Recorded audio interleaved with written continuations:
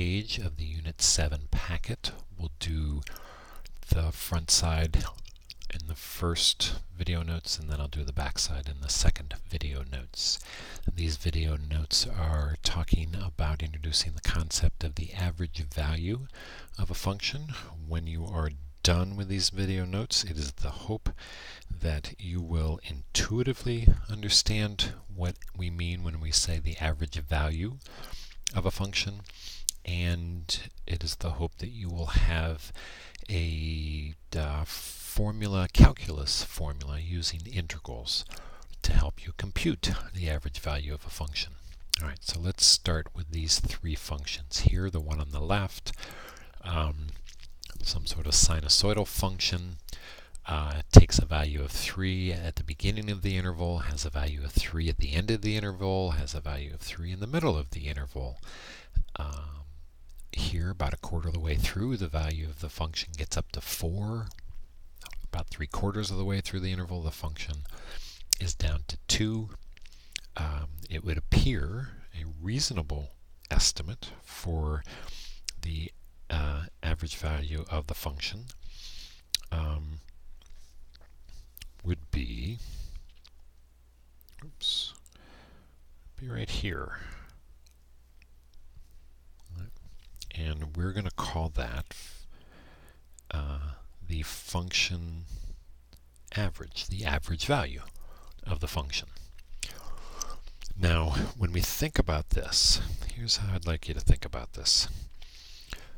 The average value that's in this pinkish color, we're using that instead of all of the different values that we have of the function. As the function goes along, it travels between 0 and 6. At the beginning, here between 0 and 3, our average value is too low. We're underestimating what the real function is. Right? So we are we're missing, but we're missing because we're too low. So you can think about at any one point, any point along here, these little green segments that I'm drawing, they're showing us how much we miss by, right? And the average value is missing. The function itself is over the average value. Now over in here, the average value is overestimating the real value of the function, or the function itself is underneath, is below, is less than this number that we've chosen as the average value. So over here, each one of these little segments is representing how much the average value, using just this number 3, by how much did we miss the true value of the function. And one way to think about this intuitively is that we want all of these green segments here, or if you will, that entire area there, we want that entire area to balance out with the entire area here. So we want the area that's above the average value but below the function to balance out with the area that is below the average value but above the function. All right. So over here, second function, a reasonable average value here. Well, if we start at 1 and we get ourselves all the way up to 5, and this is a linear function, well, then it would be that number that's halfway between 1 and 5. So a reasonable estimate for the average value of this function would again be 3, would be right here. And intuitively we can see that that makes sense, because we end up with the this area that we have under the average value but above the function, balancing out with the area that we have above the average function but below the actual function. Right? So these two areas balance out. Right? So notice that I'm moving you from, in thinking about the average value, I'm moving you you to thinking about the areas above and below. Alright, so this last function over here, for a big chunk of the interval, the value of the function is 1. And then somewhere about 3.8, the value of the function starts to take off, and there's this little bit of exponential growth-ish kind of stuff that's going on here. A reasonable estimate for the average value of the function would be somewhere in here. Might say that's like 1.2, and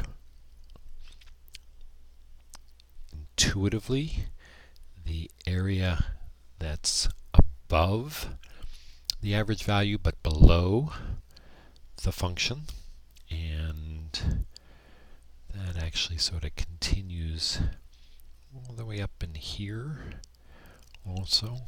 Include that little chunk up in there. That is going to end up, oops, I just messed up my color coding. Excuse me for a moment. I'm going to go back and get the color coding correct, because I'm trying to code what's above as green and what's below as red. So let me try that once again. So we want the area above green to balance out with the area that is below, which is this little chunk in there. Alright, so now let's see if we can get sort of a formalish definition for this. So we're going to move ourselves down over to here. This is sort of a general function. It's on the interval a to b, and when we're looking to find the average value of the function, average value of the function, we're looking for a special horizontal line. So this is our sort of intuitive way of thinking about this. So we're looking for this horizontal line that's somewhere in there. And then intuitively what we said is we want the area above that line but below the function. This area here, we want that area to balance out with the area that is below the line but above the function. Alright, so that area there. Alright, so now to put that into words. So what we're looking for is we would like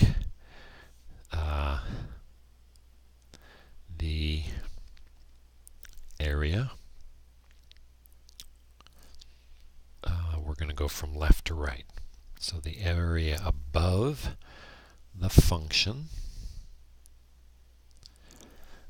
and below the average value. So here we're talking about, just kind of color code this here, the area above the function and below the line f average. Right, so that's that red area. We want the area, that area, to equal the area below the function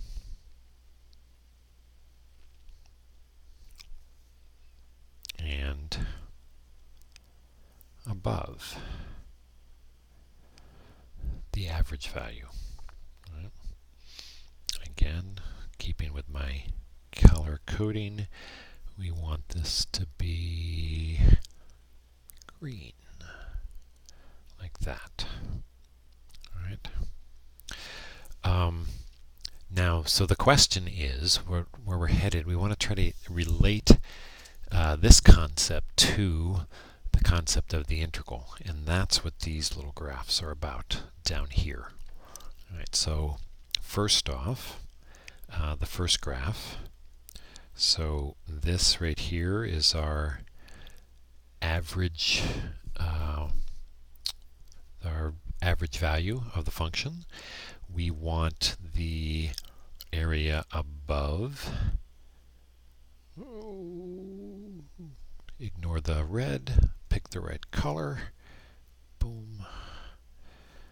Alright, so we want this area above to balance out with the area below. That chunk right in there.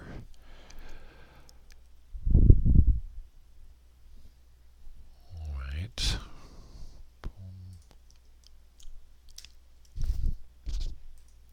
Now this second graph here,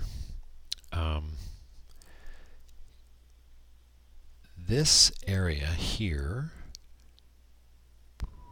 that I'm now highlighting in blue, didn't do a really good job with the edges, but you get the idea there. So that area, we can compute that area, and the way we compute that area is by taking the integral from a to b of f of x. So the area in blue is the integral of our function along the interval a to b. Right. And then let's draw one other picture, and then we're going to show how these three pictures relate. So this last one over here, this right here is the average value. So then if we look at this area that is here,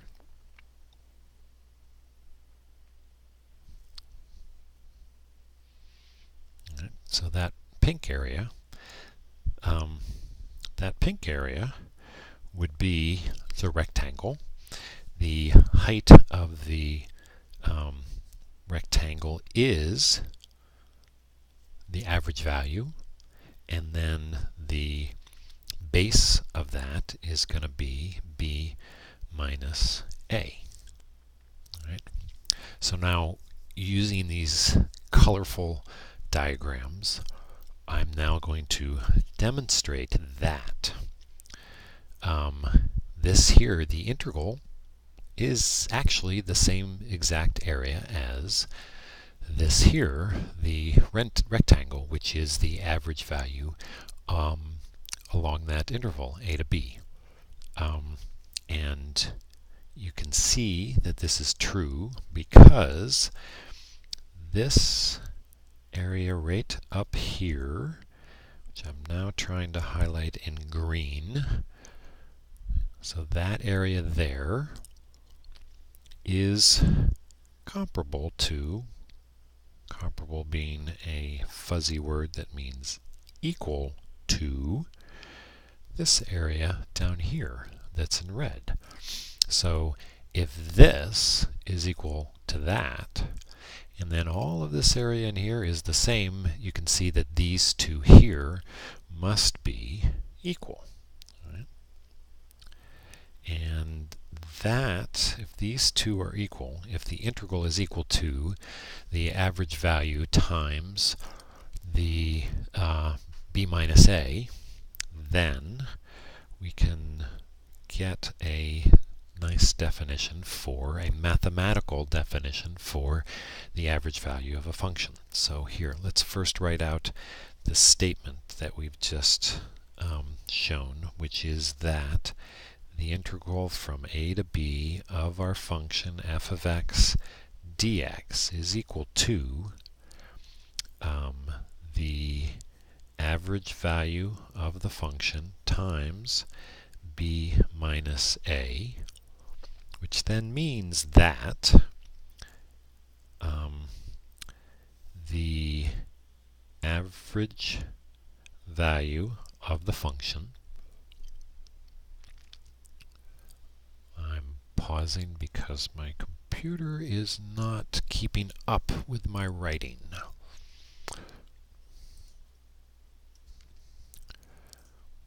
All right, there it is, caught up.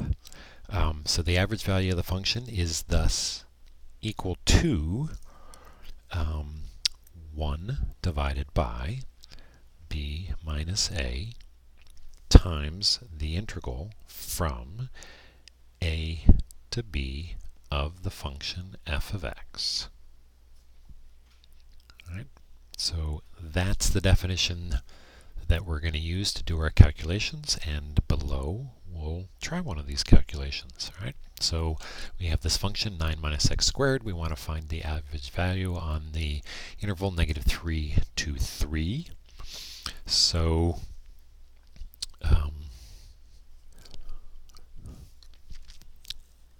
that means that the average value of the function must be 1 over b minus a. B is 3.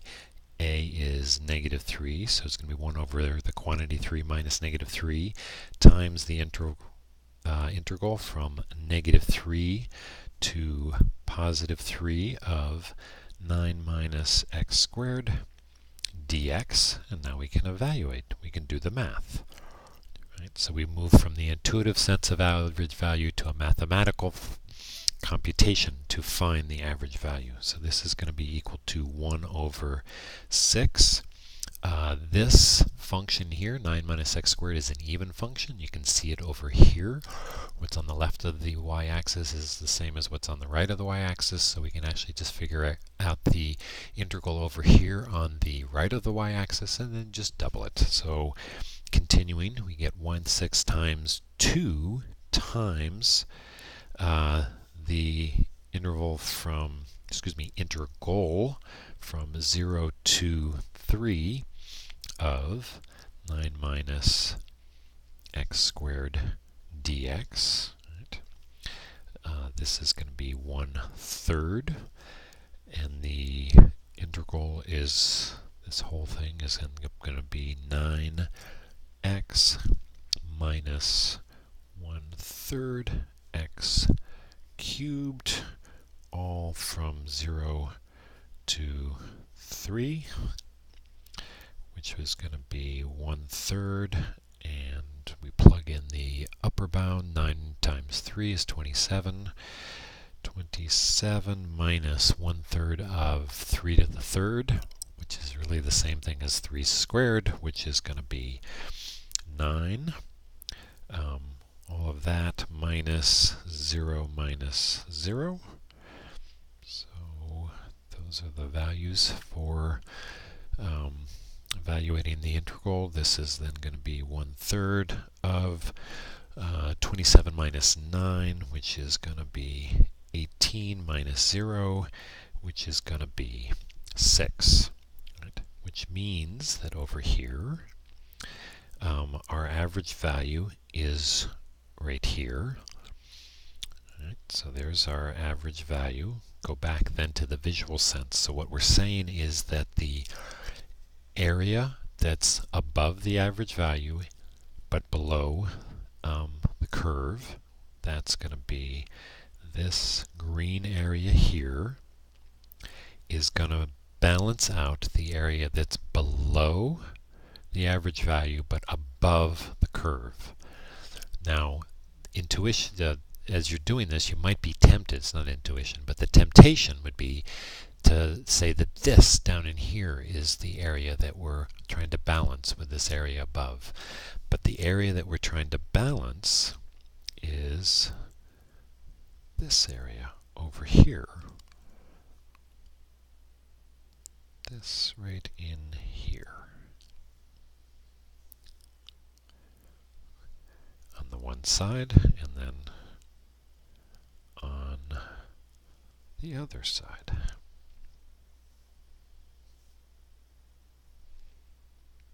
And visually we can see that this area that's green above is balancing out the area that's red below. Alright, that's the end of the first side. The second side will be quicker. Promise.